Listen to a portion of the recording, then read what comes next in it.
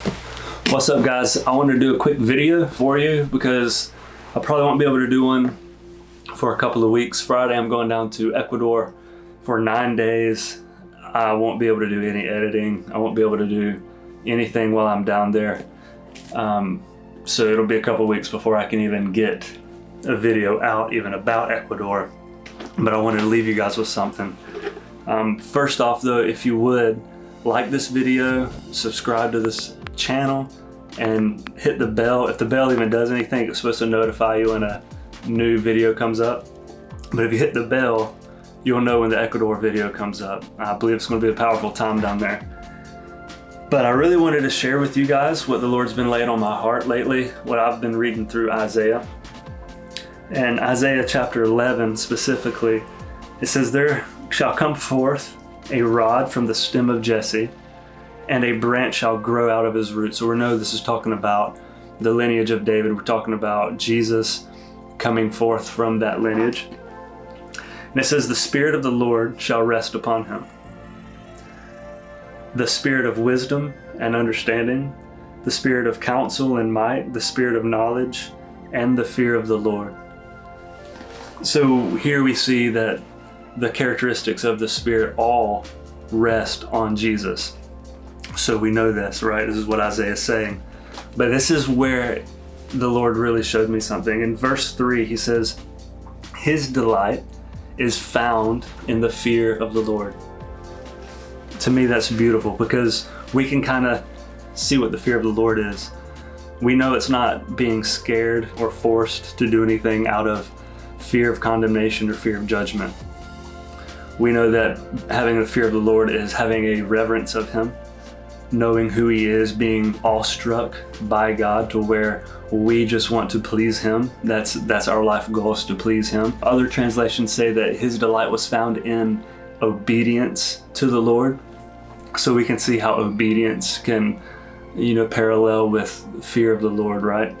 But what's interesting, it says his delight is found in the fear of the Lord. So all of these characteristics of the Spirit, understanding, wisdom, power, everything that rested on Jesus, Jesus didn't find delight in each one of those things. Instead, he found delight in just knowing God.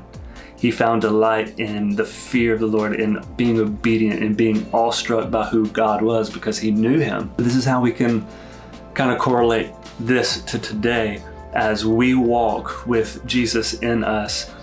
Are we walking with delight in the giftings?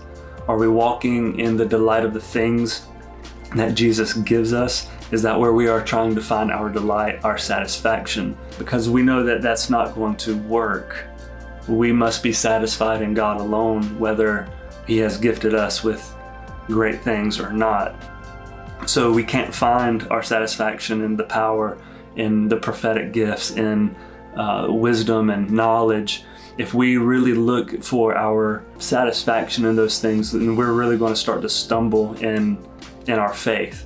So we see it through history, people who are great men, great women of God, and what happens is that you see something happen in their life, they get involved with some sexual immorality or with alcohol, drug abuse. We see these things happen constantly. And it just led me to this idea that no matter how many gifts that we have, no matter how accurate we are in prophecy, no matter how powerful we move in the Lord, no matter how many miracles we see, wonders we see, signs we see, no matter all that stuff, if we're chasing those things, then we're not going to be satisfied because we'll be looking for only the giftings and we won't be finding God. We won't be delighting in who God is. Instead, we would be delighting in who and what our giftings are. So I know this for a fact. The power of God cannot satisfy a man. The gifts of God cannot satisfy a man.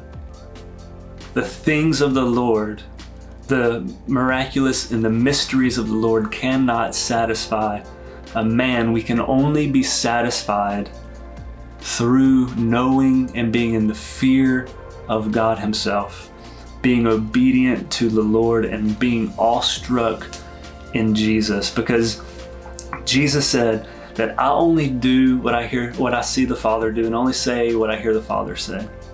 There's obedience there.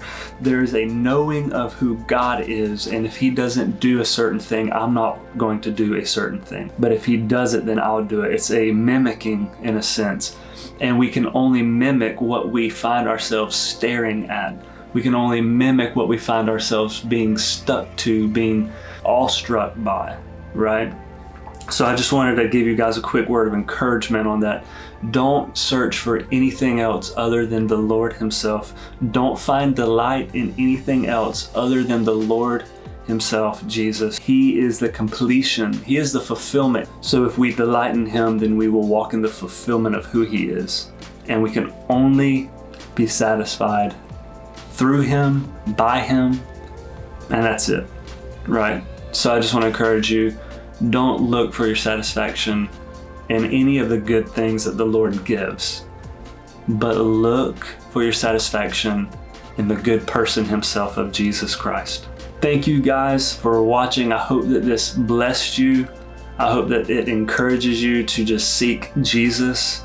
And if you like the video, hit the little thumbs up, subscribe to the channel if you haven't, and hit the bell if you want alerts for new videos coming up. Also, if you would, leave a comment. Let me know if there's some things that you want me to talk about. Let me know if there's some specific videos you want me or would like for me to do, and I will see if I can do those for you. And if you would also share this video if you know that it's going to bless somebody. I'm only 500 subscribers away from 1,000. So I hope to hit 1,000 by the end of the year. If you share this video, if you subscribe, then you can help me do that. Love you guys.